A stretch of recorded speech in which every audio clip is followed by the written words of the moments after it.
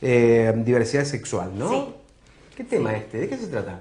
¿Cómo es? Mira, el tema es muy interesante porque si bien se han creado leyes y se habla mucho, uno en la práctica, en la vida cotidiana, ve que a las personas nos cuesta aceptar al otro, nos cuesta aceptar más que nada la decisión del otro, la forma de vivir del otro. Bueno, primero vamos a empezar hablando de la biología, con el sexo que nacemos. O sea, nosotros nacemos basado, o sea, nuestra expresión genética es XX para las chicas, XY para los varones, y después hay una gran diversidad de cromosomas que se mezclan y tenés algunos que son XXX, XXY, y en eso vas a tener variabilidad sexual genética, o sea, biológica. Gente Bien. que nace con ambos genitales ambiguos. Eso es poco frecuente. Pero existe. Pero existe. Bien. Existe, eso lleva a que a veces se ponga un nombre indefinido para que la persona, cuando tiene edad de definirse, decida. Bien. Lo que nos ocurre mucho más habitual es el tema de la diversidad de género, ¿sí? Teniendo en cuenta que el género es algo que es impuesto socioculturalmente. La sociedad está atravesada por una cuestión histórica, por una cuestión política, por una cuestión cultural. Si uno se pone a leer historia, uno ve que los griegos, por ejemplo, ejercían su sexualidad, su inicio era un hombre con otro hombre, ¿sí? Al inicio los griegos no tenían sexualidad con la mujer porque la mujer no era digna del amor de un hombre, ¿sí? Así ocurría en varias culturas. Al ser atravesados por nosotros por la religión, por el tema de que había que procrear, empezaron a generarse otro tipo de pautas socioculturales, ¿sí? Cuando esto comienza a surgir, la gente comienza a reprimir lo que siente. Y hay cosas que se sienten que tienen que ver con el deseo, y eso se manifiesta a través de la identidad sexual. O sea, una persona puede tener un cuerpo con una genitalidad y desear otra cosa. Entonces, puede haber un hombre que desee otro hombre, un hombre que desee a una mujer, mujeres que deseen mujeres, y personas que son mujeres físicamente y no aceptan el cuerpo que tienen, u hombres que no aceptan el cuerpo que tienen. Esto por mucho tiempo fue considerado perversión y aparecía en los manuales de psiquiatría como perversiones. Después, cuando uno empieza a ver y saca un poco la moralina de todos estos conceptos que se fueron armando, se ve que la persona es una persona absolutamente normal, que trabaja, que ama, que puede cuidar, que siente y que tiene todo el derecho de elegir su identidad. Identidad es aquello con lo que me identifico. Me identifico desde la forma de vestirme, desde la forma de expresarme, de la forma de querer, de la forma de cuidar.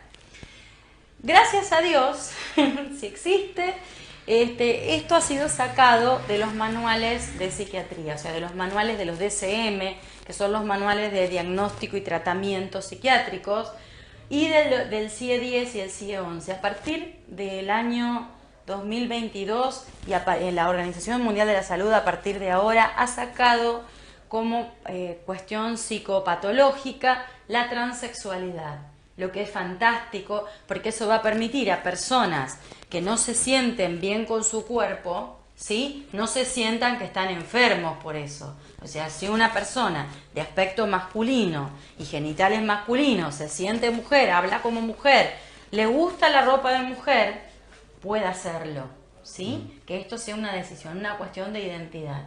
Nosotros en nuestro país tenemos dos leyes nacionales que son fantásticas. Una es la de identidad sexual, que yo creo que, no sé si se le ha dado la promoción que debería dársele.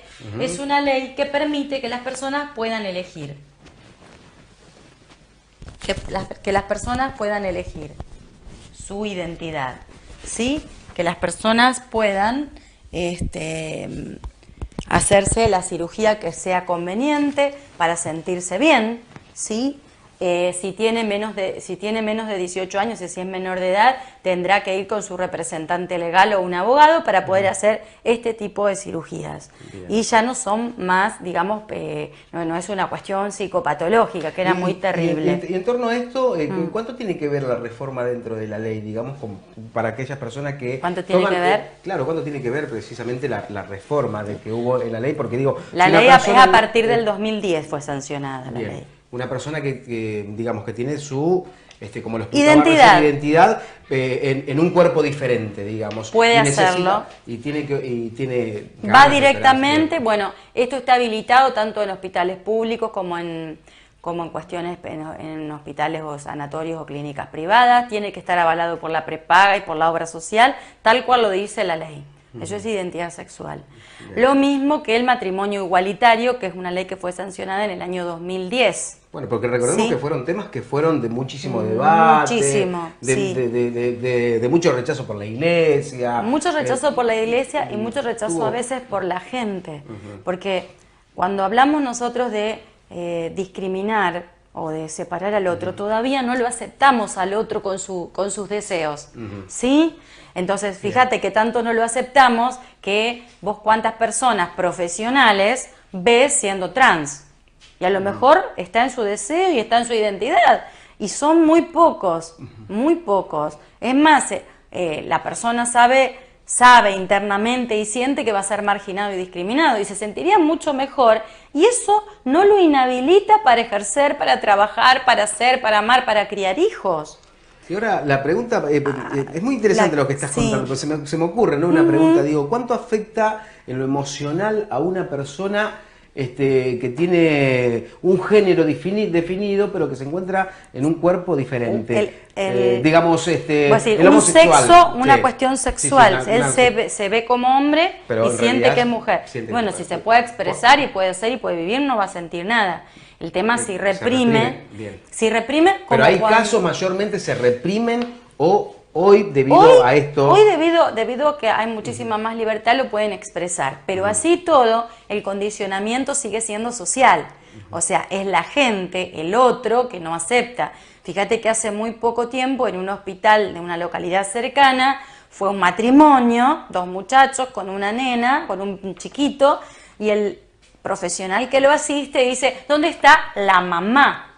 O sea, como función maternante puede ser vos. Claro. Independientemente del aspecto físico. Sí, porque puede ser una cuestión social, más que nada la sociedad. Si uno habla de cuestión maternante, maternante es aquel que da cuidado, da alimento, da amor, te lleva a la escuela, te ayuda a hacer la tarea. No es una cuestión de genitalidad. Yo puedo tener mis genitales muy femeninos y no gustarme los chicos, y no tener una cuestión maternante, como al revés. Bien. Entonces hay una gran confusión y esto debería hablarse para que se entienda, porque el chico chiquito lo acepta rápidamente. El problema somos los adultos, ¿sí? Vuelvo a repetirte, si vengo con mis papás, al chico no le complica nada, somos los adultos. Somos los adultos que preguntamos, ¿cómo son los papás de Juancito? No es el nene, vino con Pedro y con Luis, o con Juana y con María, al chico no le llama la atención, somos nosotros, somos los que marcamos las pautas sociales, los adultos. Entonces, estaría muy bueno que esto se hable, se entienda que no es una patología, que al chico le hace daño el abandono de quien lo cuida y quien lo ama, no tener un papá y alguien que cumple la función maternante que se llame Luis, porque la función maternante la puede cumplir igual. ¿Sí? Y quizás el tema tiene que ver con el amor, con el afecto, con la comprensión, con el acompañamiento, no con la genitalidad, ¿sí? Ni siquiera con el deseo. O sea, el deseo sexual uno lo pone donde quiere. Y eso es lo que tenemos que entender nosotros los adultos, ¿sí? Para poder permitirlo, porque si no, sí es traumático. Traumático para el que siente y reprime, porque a lo mejor está en un lugar público importante. Y fíjate que cuando se juzga y se habla, se dice el juez que tal cosa, ¿sí? Se habla de la sexualidad, de su género, de su deseo, de su identidad, no de la capacidad.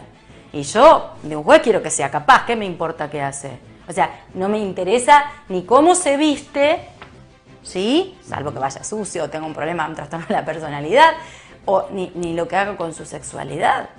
No debería ser un problema tan importante como el que sí le damos, ¿sí? Porque ahí estamos bloqueando, impidiendo, agrediendo. ¿Viste cuando hablábamos tanto de la agresión? Bueno, es muy, muy agresivo.